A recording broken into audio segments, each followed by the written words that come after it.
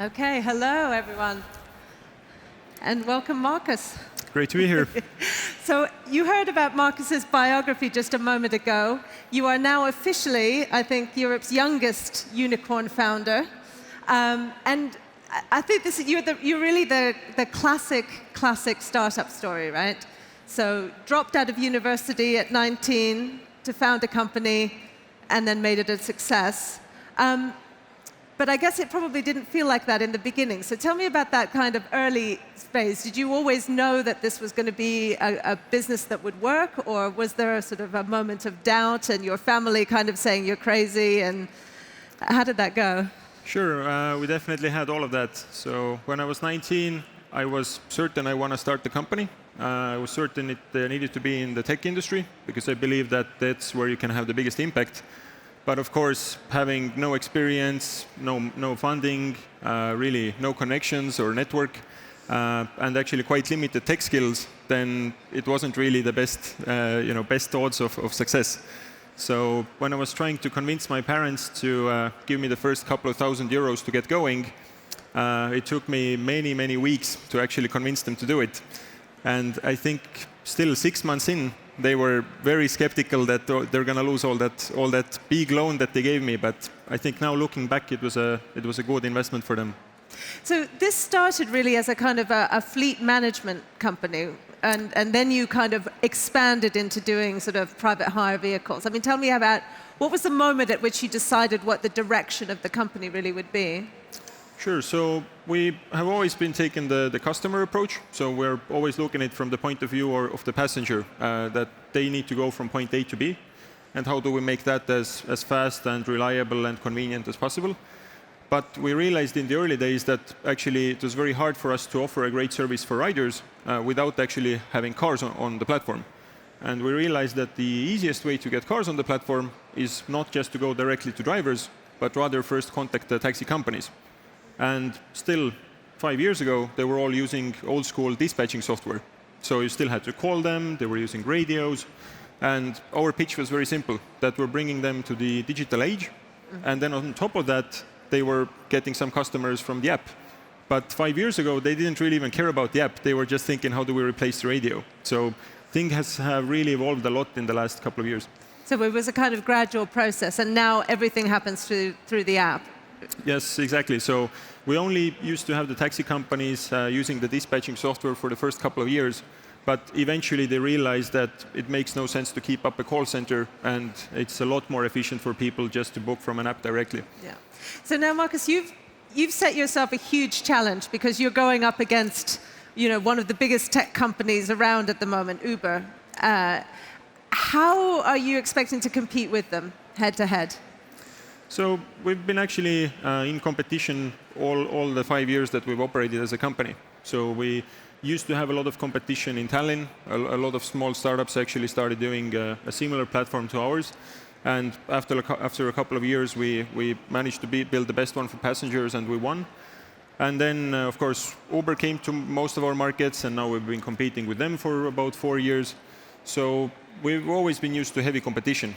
But what we see is the most important is that if you manage to localize, you manage to build the best product for the customers, then that platform is going to win out, regardless of how much capital the other one has. So what's the secret sauce of competing? Is it the way you look after the drivers? Is it kind of making sure that you have these negotiations with local regulators? I mean, how do you do it? So Taxify is now in about 30 countries. So all the way from France to Estonia, to Finland, to Nigeria and South Africa.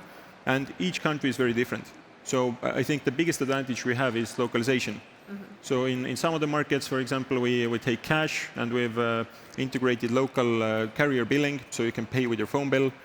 In other cases, we've built local safety features, which are really relevant in South Africa, for example. And in some markets, like especially mostly in Europe, it's very critical that you're the best platform for drivers. Because typically, there's very high regulation. It's hard for new drivers to join. And unless you take really good care of them, they make the best earnings with you, and you give them perks and good treatment, they're just going to leave. So really, this localization is key. Yeah. And looking after drivers, I mean, obviously, the whole gig economy thing has become a big issue of sort of, are these workers, are they self-employed? Where do you stand on that debate?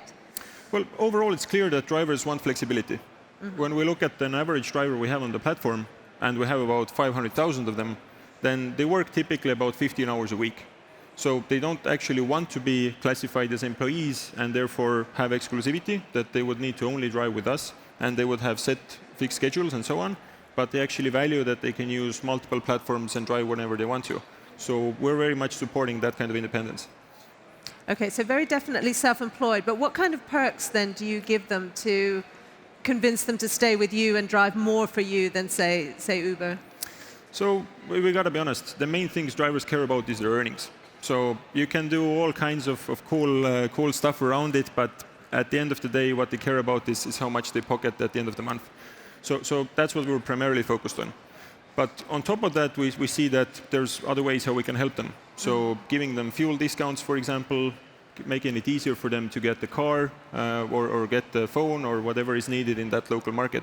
So all around really making sure the drivers have the best experience with us. Yeah.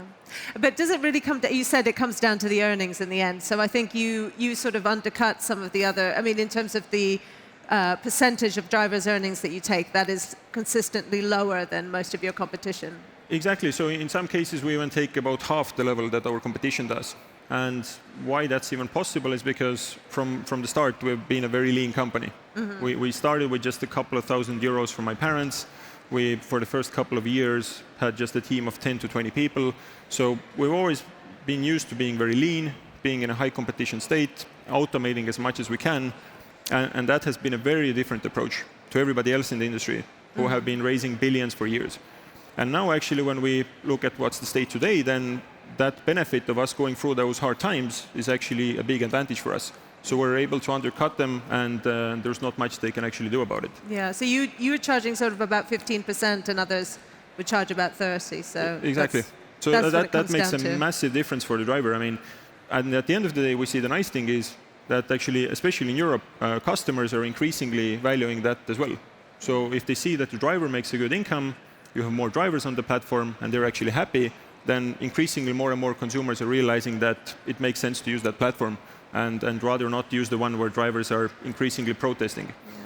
But okay, so you say you started lean. This was kind of your... But are you going to be able to stay lean? I mean, you've raised a lot of money recently.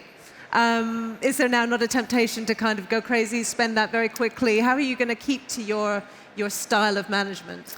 So we're overall about 700 people now as a company. So it seems huge compared to what we were even just 2 years ago.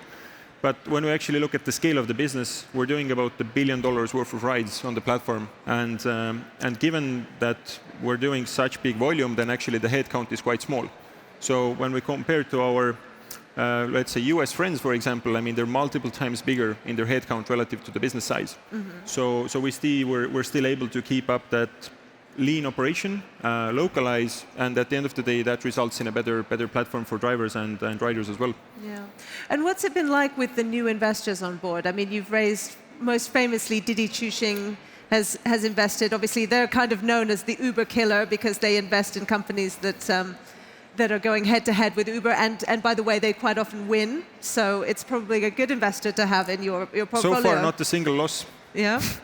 But I'm just wondering, does it change anything? I mean, do they require you to do things differently? Has that kind of impacted on you on a practical level? No, actually, from day one, we've been very clear with investors that we actually value the independence. So whether we look at Didi, who invested a few years ago, or now Daimler this year, they're big strategic investors with a strategic goal in mind. But they see that actually the best odds for us to win are if we stay local, we stay independent. And actually, the management team has full freedom in what they do and where they expand to. So they don't put any pressure on you to do things differently? Nothing.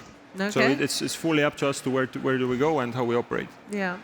And tell me another thing about scaling so fast. I mean, this is a kind of thing that it's a common problem for founders. Nice problem to have if you have a lot of money and you're able to hire people quickly. But how do you manage to scale so fast? And is hiring one of your most crucial problems, that your daily headache, as it were? Sure, I think that's the same problem for most European companies that start to scale. Just 2 years ago, we were under 100 people. And now, 2 years later, we're 700. So you can imagine it's not that easy to find 600 great people, especially if you're hiring them mainly in Tallinn. I mean, we don't have a massive talent pool there and not many big tech companies before us. So I think it really boils down in most cases, to having a great recruitment team. And in our case, we made a really great focus just to, we decided we're going to focus on recruitment when we were about 30 people. And now we have, I believe, one of the best recruitment teams in Europe. It's So really we are bringing small. we have about 5 people in the recruitment team, and we're bringing in 30, 40 new people a month. Yeah, so these 5 people are working extremely hard. Is there a secret? Because when we were talking backstage just a moment ago, you were saying software developers are still a nightmare to hire. Is there any secret? Where do you find them? Do you have relationships with universities, or what do you do? I think that you just got to do everything nowadays to get engineers. Not a single company has an easy time hiring them, so you just got to do whatever it takes. Yeah, and the salaries, are they creeping upwards in terms of what you have to offer people? Sure, I think with the global world, you have global competition for talent as well. So the salary levels are not very different whether you look at Ukraine, Estonia, or London now. So there's some differences, but it's a lot less than it was 5 years ago. So tell me a little bit about other plans. I mean, one of the big focuses that you've had is pushing into African cities. And this isn't an area that a lot of European startups have been kind of brave enough to go into. How are you finding that? You're in places like Nairobi and Lagos, which seem quite challenging in terms of understanding the local regulatory environment, and also the traffic. Sure. So overall, we're already the biggest European ride-hailing platform, and again, we're in 30 countries. We've been doing that for 5 years. We have millions of passengers using us every week. But it's very clear that ride-hailing is not going to be the one solution that's going to solve all transportation problems, because it just doesn't make sense to move a person a couple of kilometers using a 2-ton vehicle. So what we already started doing earlier this year in Africa was to invest in motorcycle taxis. So in most of the cases, the passenger is anyway traveling alone. So instead of us sending a big car to pick them up, we actually see most people would rather prefer a motorcycle, which you can move a lot faster in, it's much more economical, and we saw massive success with that already this year. And that increasingly led us to think that we should try something like that in Europe. So when we finally saw that there's a great vehicle type of electric scooters coming, which we're actually waiting for a long time, then we were one of the first ones to get into that, and actually the first ride-hailing company globally, which even launched scooters on the same platform. So increasingly, you can now get the scooters and cars in European cities from us.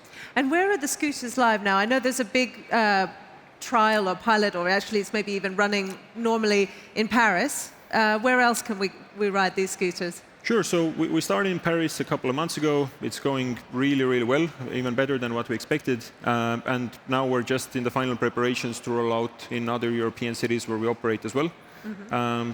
Unfortunately, as when you look outside, the weather isn't the best. So we're probably going to wait a couple more months before you can see them in most cities. So maybe in the spring. Yeah. So what have you learned from the Paris experience? I mean, are you going to be able to do this better than companies like Bird and Lime who've run into trouble again?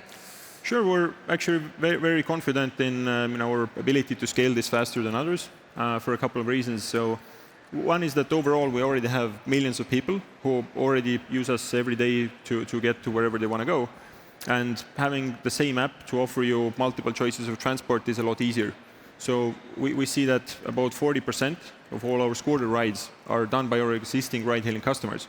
So we don't need to waste any funds or resources on acquiring new customers, but we can actually just launch more products to the users we already have. And another big advantage is that we have data from millions of rides. So we actually know where to place the scooters in a more optimal way than anybody else. So increasingly we see that from a customer point of view, it's great to have one app to solve all your transport problems. And of course, we can't forget the cities. So European regulators are very strict on what kind of transportation they allow in cities.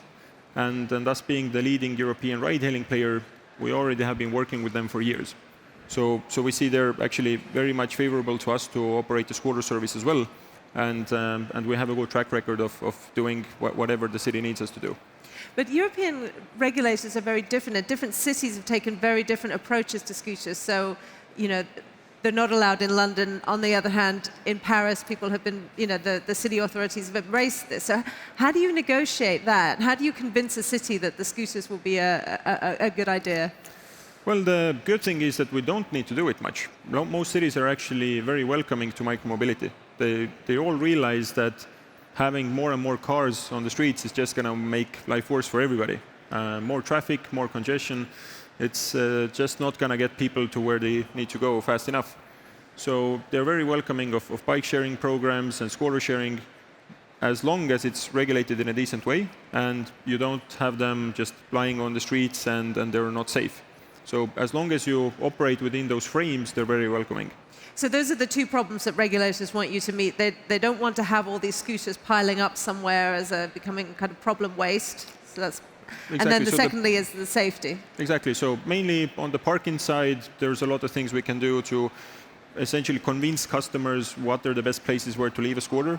And on the other hand, safety is a function of many things, but one of those is the vehicles themselves. Another one is making sure everybody actually is above a certain age limit, if that's required, and so on. Does it actually require quite a lot of policing, though? I mean, just to meet those safety standards, I'm wondering whether that's this kind of expense that companies need to think about. You need to have someone who's verifying, say, age. It's not a trivial thing to do. Sure. So there's definitely a lot you need to invest in safety to make sure that it works well. But given that we've already been operating with hundreds of thousands of drivers, hundreds of millions of rides, then we're pretty confident we can manage that on the scooter side as well. Mm-hmm. So it's now just a matter of scaling from one city to multiple. Yeah. So what about London? Are you able to say anything? And I think this is one that you've had your sights on, but it's a very tough negotiation. And Transport for London is taking the issue kind of very seriously and scrutinizing everything to the nth degree. I'm just wondering whether you can give me some insight on how you deal with a regulator that's decided to take such a tough approach. I mean, sure. So actually, we've seen this in many European cities that have taken a very, very defensive position on everything related to ride-hailing, setting up more and more rules for the operators. And in some ways, I completely get it, and we're working with all of them to comply. But I think increasingly this is a problem for competition, because the higher are the barriers to entry, the harder it is for new operators to enter the market. And still, in many European cities, there's a monopoly. We all know who it is, and they don't have any competition. So we see that oftentimes regulators, by actually trying to make things better, are actually making it very hard for new competition to come up. Is that kind of the argument that you use with them, that they really need to be thinking about the competition element and the local champion? That's kind of how you would position yourself, as being the local player. Yeah, exactly. I mean, we are the local player. So in many ways, we're just trying to explain to them that a lot of the problems that you're trying to regulate would actually be solved if you just allowed more competition to enter. So, for example, when you look at how drivers are treated, if you only have a monopoly in a city, of course, they're going to push their pricing power, and drivers in many of these cities make below minimum wage. Mm-hmm. But how do you actually solve it? Like, are you going to start increasingly regulating the operators, or maybe it would make more sense to allow some competition there? And actually, that would force up the driver income, because actually platforms will start to compete for them. And that's what we've already done in dozens of cities. So it's very easy for us to show that just let us in, and we'll make the city a bit better. And then, as I understand it, the experience in Africa has been almost the opposite, in the sense that in Europe, you have a lot of regulation, a lot of suspicion about whether these will be safe enough. Whereas when you've gone into Africa, there's often really no regulation in, say, the motorcycle taxi business. That's been a sort of black market, and you've come in to actually try to create some safety regulation around it. Exactly. So in that sense, you don't have the regulatory problems, but then you have different problems, and especially safety is the main one of those. So what we have done in South Africa is that because the police is so unreliable, you might call them and it takes them 30 minutes or more to show up, then just people are very increasingly worried about safety. So what we need to do is partner with local private security, for example, and use that as an alternative. So this is just one of the examples of what we need to do, or having SOS buttons in the applications for both drivers and riders. So it's a very different market with different problems to solve. So what do these private security guards do? This is if you have a problem, if you've kind of been... So if you're a driver and somebody starts to steal your car, then you can actually press a button and armed security will show up a bit quicker than police would. Okay. And so that's another benefit for the drivers, I guess, to know that they have this kind of support network. Exactly. So it's just one of these examples of localization. So you can't expect to solve all problems sitting in Silicon Valley. Yeah. So what are your future plans? You're now in 60 cities, but you're planning to scale to how many eventually? I mean, what do you have planned for the next few years? So actually, in terms of countries, we don't plan to add too many. Now we're looking forward in the next 1 or 2 years. We're already in 30, and that might grow to 35 or up to 40. But it's more about getting to more cities. Mm-hmm. So in the next year, we're planning to open up close to 100 cities. And those are all coming from the countries we're already in. So just in Poland, we plan to take, for example, about 25 cities and so on. So increasingly bringing these mobility solutions to more and more cities that are smaller as well. And when you go into a city, will you go in with the ride-hailing and the scooters as a rule, or will it be very different? So these are two very different products from many perspectives. Just when you look at the weather, for example, scooters are probably not the best to use in Helsinki 6 months of the year, but ride-hailing, on the other hand, is great all year round. And you need to keep in mind what's the local transportation infrastructure and so on. So overall, ride-hailing we see is a bit more universal, and scooters is more limited.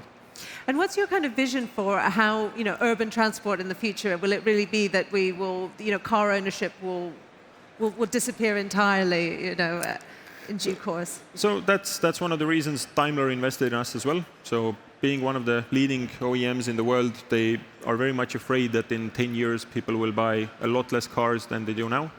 And they see us already being the leading European player in this future of transportation. They want to be a part of that. But we got to be honest, this is not going to happen very quickly. Autonomous cars are seriously overhyped. And looking at the next couple of years, they're not going to have any massive impact yet. So we just can't wait and believe that those problems are going to be solved in a few years. But we need to find solutions. How do we solve those problems today? And scooters is one of the examples that they're already here. You can literally just start to operate them in a week or two in a city. So we just can't wait 5 years before autonomy gets here.